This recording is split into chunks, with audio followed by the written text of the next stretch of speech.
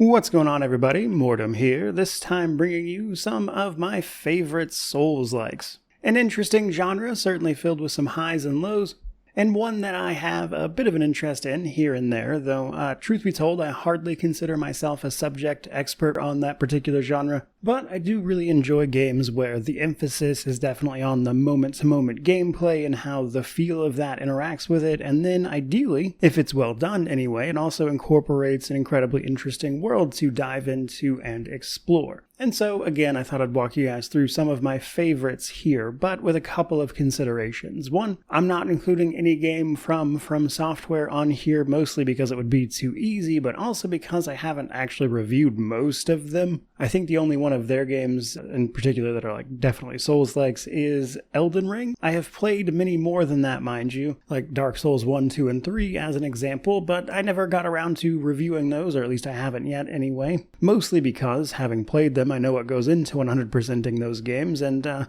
just the thought of doing all that grinding is exhausting. Not to mention it's also just kind of boring to put all those games on a list and then not talk about the other games that are also in the genre and kind of mixing up the game a little bit that people may not have heard of, as they're not exactly the ones that get the most publicity. At least comparatively speaking anyway, though I think I have for the most part talked about every game on this list to some degree, and in fact that's what we're going to do right now. So let's go ahead and jump in. First up, we've got Lies of P. So Lies of P was an interesting game because I think if you describe it just without seeing it, it's a little bit of a hard sell, the idea of, fables and things like Pinocchio being turned into a genre known for its difficulty and sort of gritty combat isn't exactly what springs to mind. And yet, Lies of P really works. It has gone on since its initial release in 2023 to get a whole bunch of updates that make it even more approachable for people. But really, I think just running through its world and getting the background of what is going on here in the Isle of Krat as the puppet plague sweeps the area before other problems start coming up, and you're trying to, of course, get to the bottom of all that, and it's just a really interesting experience overall. But one of my favorite things about it is actually the way it handles its not exactly weapon crafting, but weapon customization, with you being able to swap out the blades and handles of different weapons to come up with unique effects. And that's something I personally really enjoyed messing around with, but even things like the Legion arm that you can swap out to also produce different effects, and even just how you can customize builds with things like fable arts and stuff like that, all in all makes for a really well designed, tight experience that is, I think, remarkable for a lot of reasons. But more than anything, I think it just kind of nails what these games are all about and why those feel good to play. But still several more to go, so let's keep it moving. Next up, I want to talk about one that people hear me talk about, I would say semi-frequently, and that is Another Crab's Treasure, which is funny because it is quite literally a parody of the games that it is inspired by, things like Soulslikes, of course, but I think it also fundamentally understands that a game like that actually has to be good at being something like a Souls-like first, which is what makes things like all of the different jokes land. And while I like to joke around that it's a Souls-like, it is in fact also just a really well done Souls-like at the same time. Not least of which because it features something to, I would say, alleviate some of the stress that can come with these games, given that it is still focused on its humor, and that is actually the fact that you can at pretty much any time just give your character a gun and one-shot almost everything, including the bosses, in what I can only describe as rage winning once you've died enough times. Combine that with some great jokes and some, I would say, platforming elements that kind of make it interesting to explore around this area that is being polluted with trash, and a story that is more moving than you might expect. And I think overall you've got an experience that's actually really well done and really worth people's time, which is why people were so taken with it when it released actually just last year in 2024. So if you haven't tried it and you've ever wanted to beat things up as a crab, by all means give Another Crab's Treasure a go. But in a very, very different direction, we then have Nioh 2. Now, I debated whether or not to put a Nioh game on here because I really do enjoy both both of them, but in fact, I would actually say that in many ways they have become their own thing, or at least they've done enough for themselves that I wouldn't necessarily get them roped in entirely. However, regardless of where you stand on that particular argument, I suppose, I really love Nioh 2. I'm excited for Nioh 3 coming up in, I believe it's February of 2026. I'm really looking forward to seeing what they did there. I think Nioh as a series is some of the best work that Team Ninja has done, period, but a lot of that is down to just all of the different things you can do with combat and how you can make all these different builds and then take them through the game's increasing difficulties via its New Game Plus cycles and see how they perform. And in many ways, I think what I really enjoy about this series is that it combines my love for like ARPGs via things like Diablo, etc.,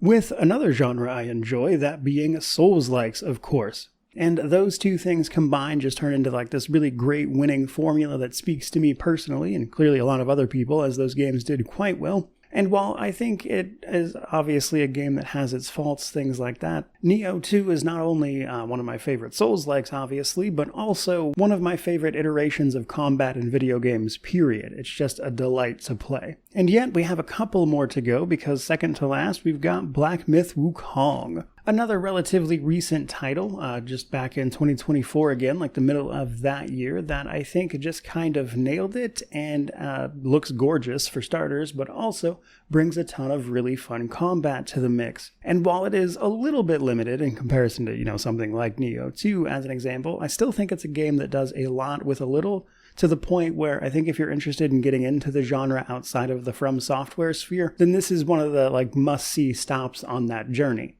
Mostly because it feels incredible to play, and that on top of the very stunning visuals for me personally at least. In fact, even some of the bosses I don't like are just hard carried by how pretty I think they are. But it also helps that this is a game whose combat system I just sort of clicked with pretty immediately, with there really only being a handful of bosses that I really struggled with for any significant period of time, and then that on top of some really fun exploration, secret bosses to find, secrets in general to find. All of which, of course, leading to the game's various culminations, that I think does a really good job of showcasing how you can take something like Journey to the West, this big famous tale, and put a sort of video game spin on it and still get a lot of, I would say, the lessons and meaning out of it, which made for a really memorable experience. I had a great bit of fun with this one. Really, the only thing I didn't like was one of the chapters being really open and kind of empty at the same time, which from what I understand has to do with some cut content or something like that. But either way, in spite of that, a tremendous experience. But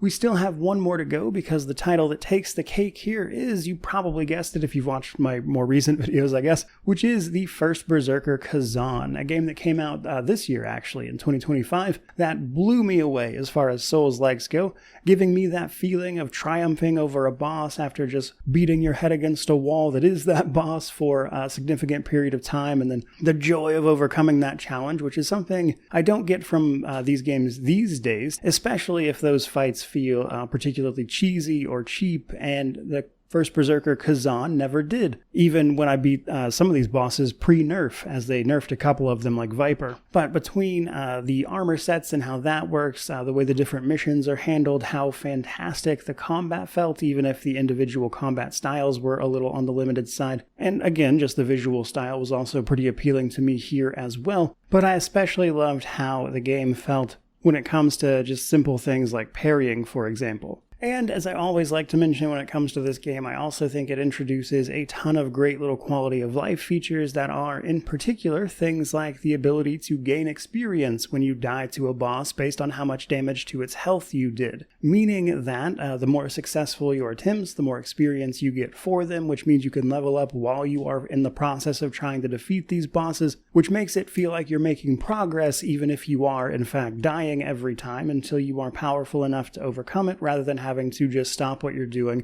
and go grind up experience somewhere else if you feel you need the levels. This system sort of elegantly sidesteps that problem, and I thought it was really well done, which is why it's on this favorites list. But I had a blast with Khazan. I think it's actually one of the better games that released this year, period, and I really think it deserves a bit more praise than it is getting, frankly. But either way, that's going to be the end of this particular video. Certainly hope you enjoyed it. By all means, let me know how you feel about it down in the comments section below. I'm sure many many people will be mentioning all the From Software titles that I did not, in fact, mention. But still, looking forward to reading them and hearing what you guys think about it. But regardless of any of that, truly, just thank you so much for watching. I really do appreciate it. May you wander in wisdom and have an amazing day.